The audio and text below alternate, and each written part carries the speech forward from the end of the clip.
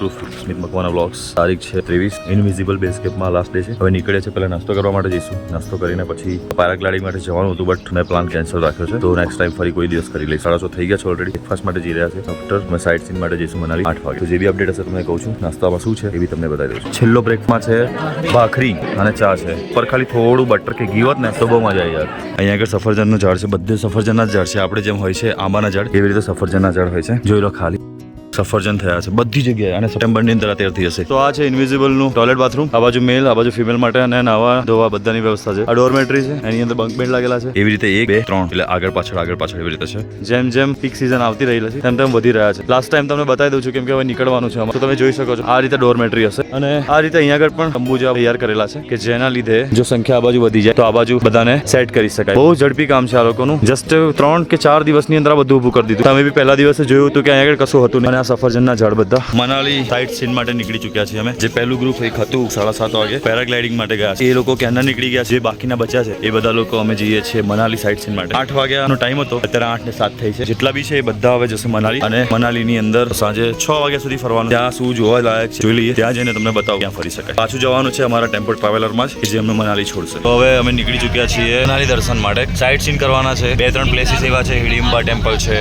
પછી mall road છે. આવા મને 2-3 ખબર છે, તો એ વસ્તુ હું તમને બતાવીશ. તો આ કાકા અમને લઈ જાય છે ત્યાં આગળ. क्या नाम आपका सर जी? कुलवीर सिंह भैया हमको ले जा रहे हैं वहाँ पे. પહાડોમાં તો જોઈ લીધું, હવે થોડા સિટીમાં જઈએ, અને સિટી કેવી છે અહીંયા આગળ એ પણ તમને બતાવું. અમારા કેમ્પથી નગરની અંદર કેમ્પ છે ઇનવિઝિબલનો, ત્યાંથી મનાલી 35 થી 40 કિલોમીટર જેવું છે. કેટલા ટાઈમ લાગેગા? પોણા ઘંટા, એટલે 45 મિનિટથી 1 કલાકની વચ્ચે એવું લાગે છે. એ લોકો આપણે મૂકવા જ આવે છે.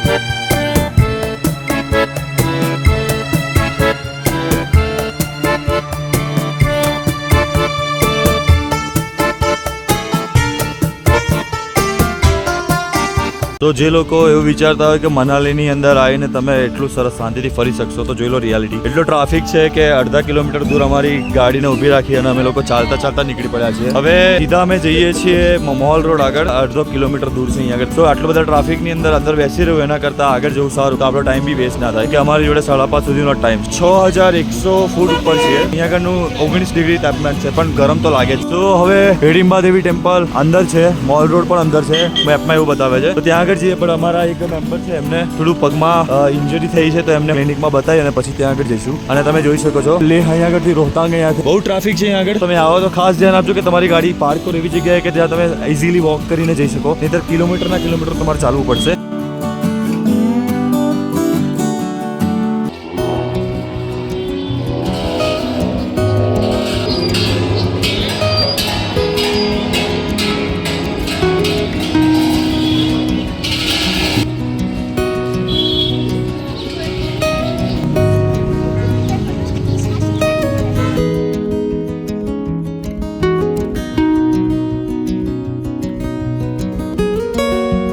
અમે આવી ચૂક્યા છે Hidimba temple, the most visited place in Manali.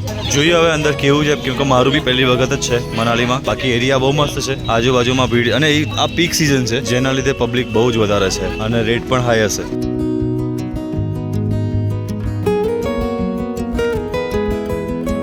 આમ તો મોલ રોડથી હિડીમ્બા ટેમ્પલ દૂર નથી, 1.4-1.6 કિલોમીટર દૂર છે. પણ મેઇન પ્રોબ્લેમ એ છે કે રિક્ષા અને ટ્રાફિક, કેમ કે પીક સિઝન હોવાથી એટલું બધું ટ્રાફિક છે કે જેના લીધે તમારે અહીં આગળ પહોંચતા જ સમથિંગ અડધો કલાક જેવું લાગી જાય છે. સોવિનિયર્સ તમે લઈ શકો છો તમારા ઘર માટે.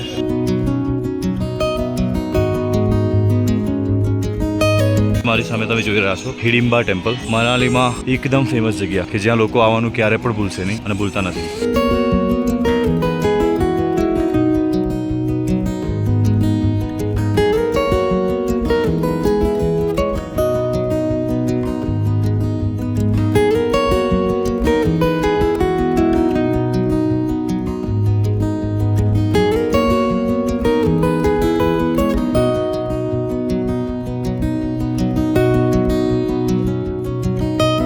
તો આ છે હિડિંબા ટેમ્પલ. ચલો અંદર જઈને જોઈએ કે કેવું લાગે છે. બહુ જ ભીડ છે અહીંયા આગળ. ગુજરાતી તો વધારે જશે. કેટલામાં રેન્ટ પડી એક્ટિવા?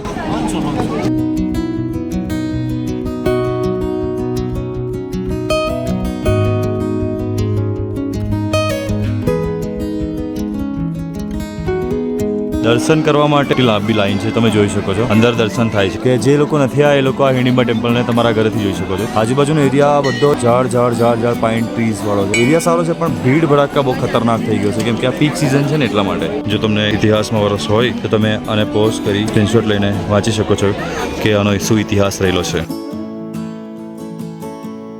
મેં તમને જે લાઈન આગળ બતાવી અસલમાં એનું ઉદ્ગમ સ્થાન તો અહીંથી છે. તમે જોઈ શકો છો અહીંયા આગળથી બધા લાઈનમાં ધીરે અંદર જાય છે. દર્શન કરવા કેટલા લોકો ઉભા રહેલા છે તમે જોઈ શકો છો. બાપ રે બાપ, ક્યારે નંબર આવી શકે.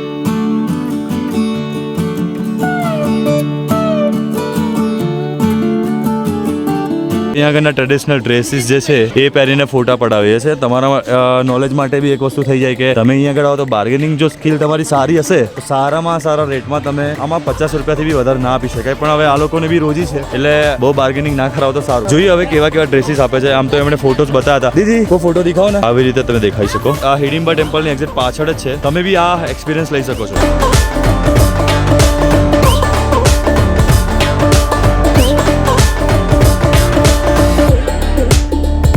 તો આવી રીતે તમે લાગશો મનાલીના લુકમાં. એક એક્સપિરિયન્સ તમે એકવાર લઈ શકો છો અહીંયા આગળના બનીને.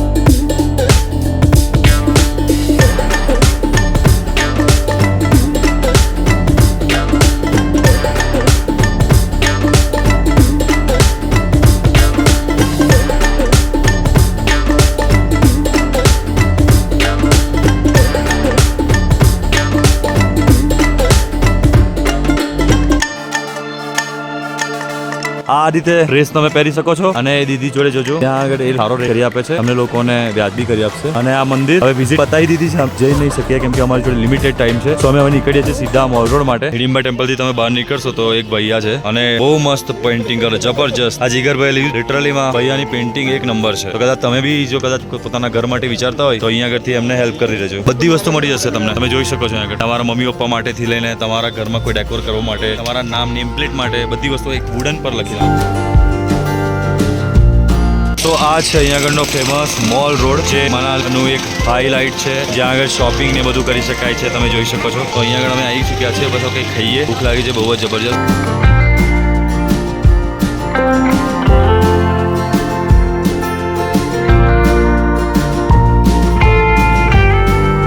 અહીંયા આગળ મોલ રોડમાં એક હોટલ છે. કદી ખાતા નહીં, બકવાસ એક તો ટેસ્ટ હતો અને ભાવ છે ને આસમાને છે. એના કરતાં તમે કોઈ ઢાબામાં નાનો ખાઈ લેશો ને એ ચાલશે.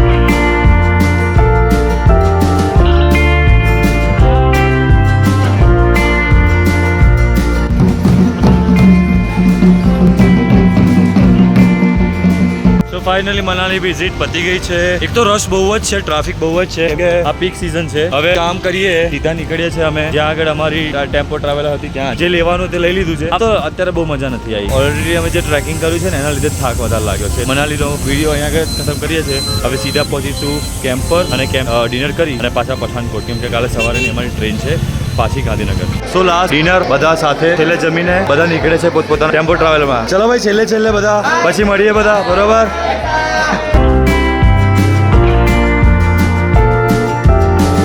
तो आज लास्ट में सर क्या है? पाव भाजी. ओके, पुलाव हमारे वहाँ की ये फेमस है. तो આ લાસ્ટ અમારું અહીંયા આગળનું ડિનર છે.